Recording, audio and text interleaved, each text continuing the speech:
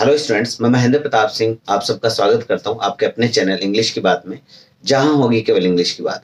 एक poem my mother 66 हमने complete कर ली थी और आज हम दूसरी पोइम कीपिंग क्वाइट को पूरा करने जा रहे हैं और उसके साथ में एक और poem a thing of beauty उसको भी कंप्लीट करने जा रहे हैं।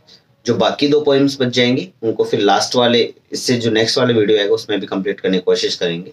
उम्मीद है पीछे वाले वीडियो आपको बहुत पसंद आए होंगे, आपने काफी कोऑपरेट किया है। Thank you, thanks a lot. Okay, so let's start.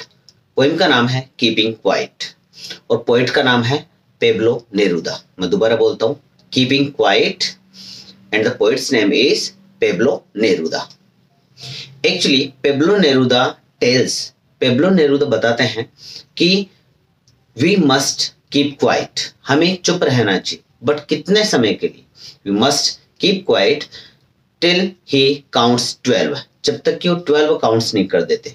और in other word you can say till 12 seconds के लिए। किस किस चीज को चुप करने के लिए बोलते हैं? एक्चुअली उनका जो इरादा है ना, वो ये मानते हैं कि एनी हाउ हमें किसी प्रकार का कोई वार नहीं करना है। सो उनके कुछ वर्ड्स हैं like we must not speak in any language on the surface. हमें जो अर्थ सरफेस है उस पे किसी भी लैंग्वेज पे नहीं बोलना चाहिए, नहीं बोलना है till he counts 12। Second, we must not move our arms also, हमें हमारे आर्म्स भी नहीं मूव करने चाहिए। मीन्स फाइटिंग करने के लिए अपने हाथ पैर नहीं चलाने चाहिए। फाइट करने के लिए हमें किसी प्रकार की कोई लैंग्वेज का यूज नहीं करना चाहिए। उसके बाद में बोलते हैं we must stop every kind of machinery, हमें हर एक प्रकार की मशीनरी को बिल्कुल चुप कर देना चाहिए, बिल्कुल शांत कर देना चाहिए। उसके बाद में बताते हैं कि जो फिशरमैन है they must not hurt fish, वो भी फिश को क्या नहीं करनी चाहिए, हर्ट नहीं करनी चाहिए। And at last he says that the salt gathering people must stop and just watch their wounded hand, अपने जो घाव युक्त जो हाथ हो चुके हैं उनको भी देखें। बात ये वो क्यों देखें, क्यों चुप रहे? तो उनको किसी न किसी प्रलोभन से चुप करने की कोशिश की जा रही है। इट मीन्स एनी हाउ हमें चुप रहना है।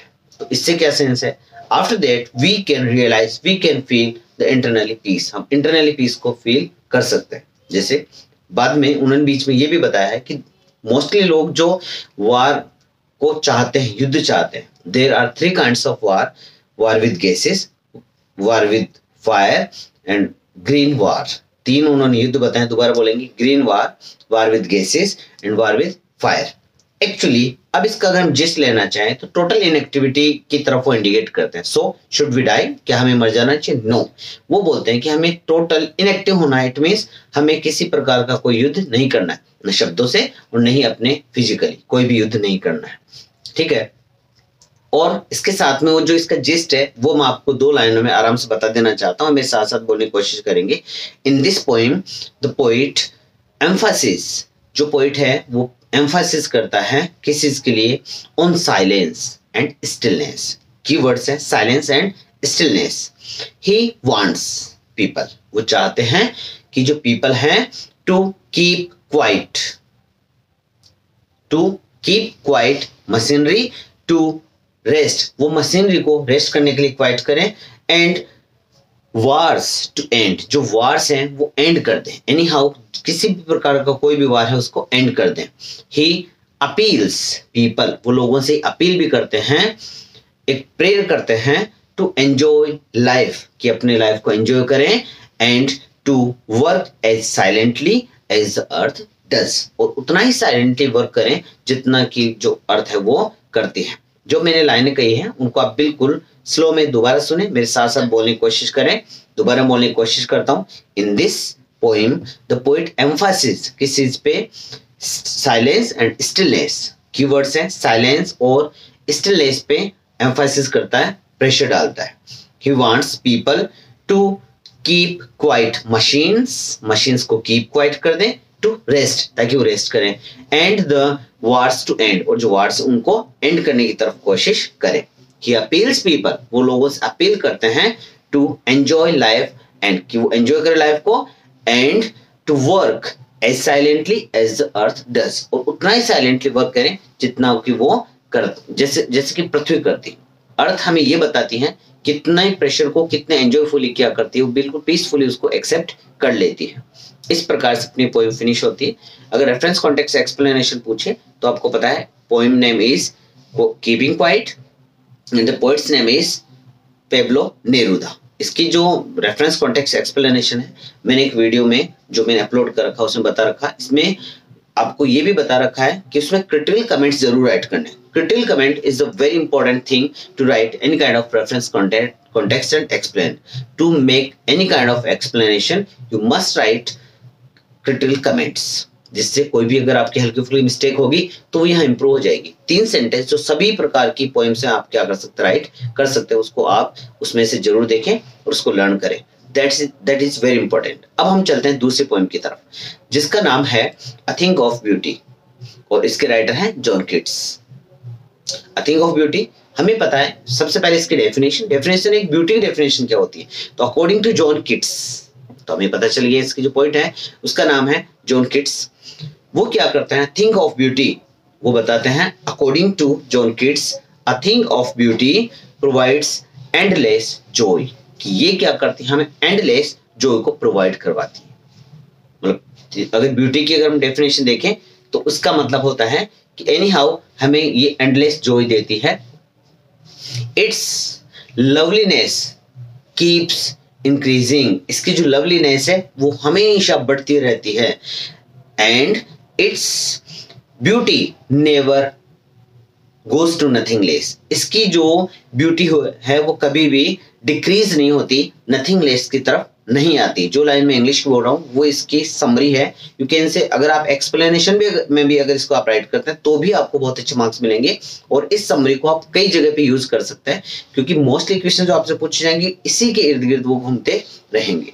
आगे चलते हैं टुडे। अच्छा कोई पूछे कि अ थिंग ऑफ ब्यूटी, एक जो वस्तु है ब्यूटी की उसकी कहाँ जरूरत पड़ती है, तो समझेंगे today everyone's life is filled with sadness. हमें पता है सभी की लाइफ क्या है, सैडनेस से भरी हुई है। सो सैडनेस से भरी हुई है, ग्लूम से भरी हुई है और यू कैन से डिजेक्शन से भरी हुई है, मतलब निराशाओं से भरी हुई है। But the things of beauty, लेकिन जो सुंदरता की वस्तुएं हैं, dispel sadness from our lives, लेकिन जो थिंग्स ऑफ ब्यूटी हैं वो अपने जीवन से क्या कर सकती हैं, इस सैडनेस को डिस्पेल कर सकती हैं, दूर कर सकती हैं। Beautiful things make us worthwhile and give us Joy, ये इसको क्या करती है, आनंद करती है, वर्थवाइल बनाती है, ज्यादा सार्थक बना देती हैं, मीनिंगफुल इसको बोल सकते हैं। आप ऐसे बोल सकते हैं beautiful things make us meaningful and give us Joy. Beautiful things हमें क्या करते हैं, मीनिंगफुल बना देती हैं और उसको क्या कर देती है, जॉय से भर देती है।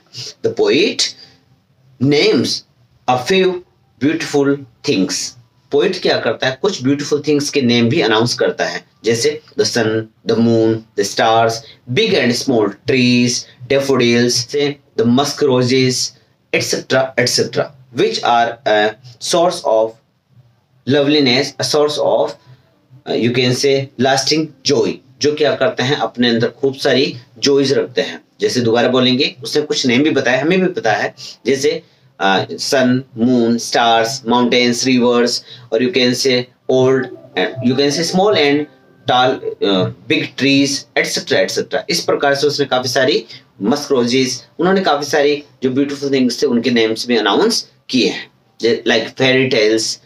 इस प्रकार से हम कह सकते हैं, दोबारा से बोलता हूं, पहले सबसे पहले डेफिनेशन देखेंगे। डेफिनेशन होती है beauty never decrease, it's loveliness ever increase, इसकी लवलीनेस हमेशा बढ़ती है, ये कभी नथिंग लेस की तरफ नहीं आती।